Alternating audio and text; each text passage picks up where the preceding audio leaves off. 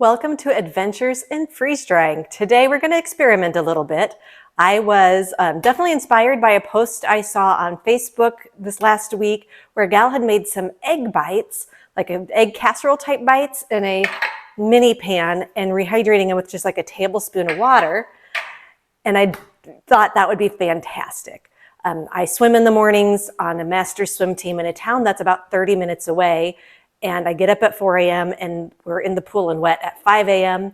So I'm typically out of the house really quick. A little bit of protein before I jump in that pool sure would be nice. So I thought this is something I want to try. So we're going to play with this today. Stick with me and we'll see if this works.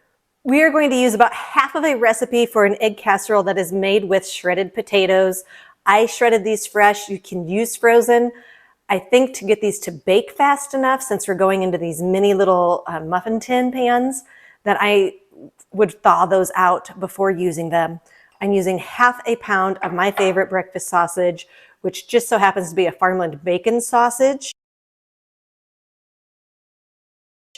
I'm going to use some peppers and onions and mushrooms. And then I'm going to use half the eggs and the milk and other spices. Just, I don't know that I want to do a whole casserole's worth. And we'll see how this goes. I did go ahead and lightly grease each of these mini muffin tins in. I chose not to use cooking spray because I can't control how much goes in each pan. Instead, when I wiped the grease out of my pan with a paper towel, I used that paper towel then to lightly grease each of those muffin tins. Then I'm going to use a cup and a half of potatoes, half of my cooked sausage. This is about a quarter cup of chopped red pepper. You can choose whatever toppings you like, add toppings, pull toppings out. I would just make sure everything is very finely diced. My pieces are really tiny to help with the rehydration process if I want to add water and have this rehydrate quickly. I'm adding some onions and some potatoes, and I'm going to go ahead and just get this stirred up really good. And then we'll start adding some of that to each of my mini muffin tins.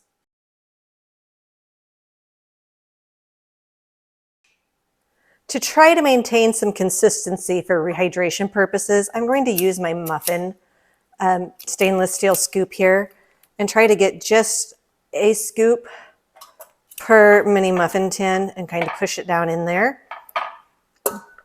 We're going to pre-bake this part of it because, again, I'm not sure. I think the eggs will cook faster than these veggies that are uncooked and raw. And I want to make sure I have a completely cooked product when it's coming out of the freeze dryer. So that is part of what my plan is, to cook this and then add the egg to it and then put it back in the oven for a few minutes because I don't think the eggs will take very long. So 1.5 cups of the shredded potatoes, half of my pound of cooked sausage, and a quarter cup of each of my veggies. My mushrooms are a little bit more than that since I know they shrink so much when they're cooked. Made just over 1.5 mini muffin tins so far. I'm going to pop this in the oven at 350 for 10 minutes because I don't think we can overcook the veggie portion. The egg portion I think we could. And while this is in the oven, we're going to get the eggs mixed up to pour over and then pop these back in the oven. So since I'm starting with just a half batch of this, I'm only using 6 eggs. I'm going to use a half cup of milk. I'm actually going to use some oat milk. My son is lactose intolerant and he's off at college. And if these turn out really well, this might be a great thing for him to take back to school with him as well. And he's on his way home for spring break this week, so timing couldn't be more perfect. I'm going to add a little bit of salt to taste. A little bit of pepper to taste.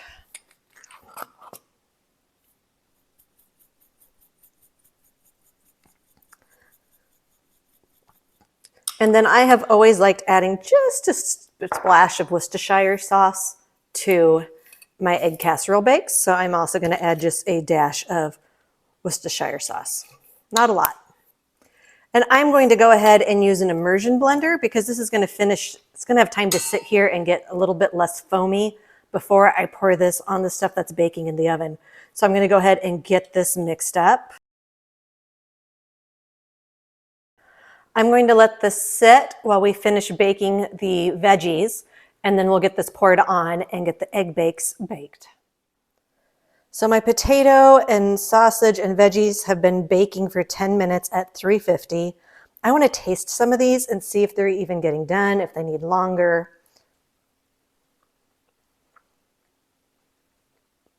The potatoes are still a little bit raw. So I'm going to go ahead and put these back in for 5 more minutes. The big thing is I want everything to be fully cooked when it goes into the freeze dryer. So when I rehydrate it, everything is fully cooked coming back out. So these were in the oven for an additional 5 minutes for a total of 15. I'm going to taste some of the potatoes here and just make sure they're cooked through.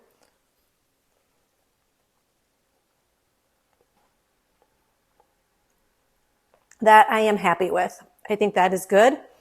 I have transferred my eggs into a 2-cup measuring cup, and I'm just going to fill each of these with some of this until it's just full. And then we're going to pop these in the oven for 5 to 10 minutes until the egg is completely cooked.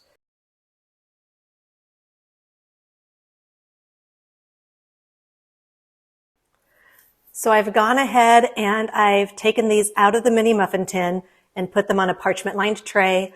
I'm using the parchment to help soak up any of that grease that might come out while we're freeze drying.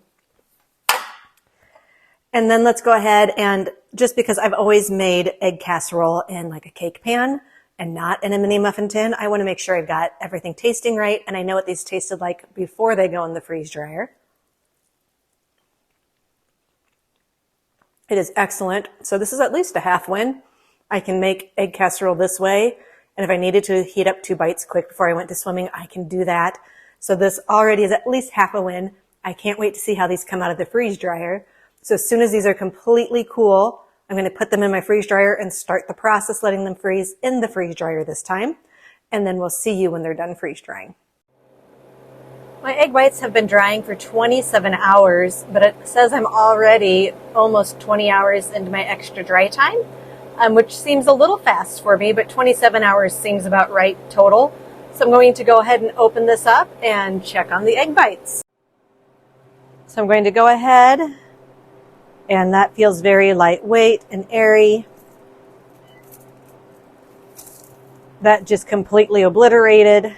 I believe these are done, so we'll go ahead and do a taste test upstairs. I've got the egg bites back upstairs, breakfast bites. I'm not sure what I'm going to call these yet.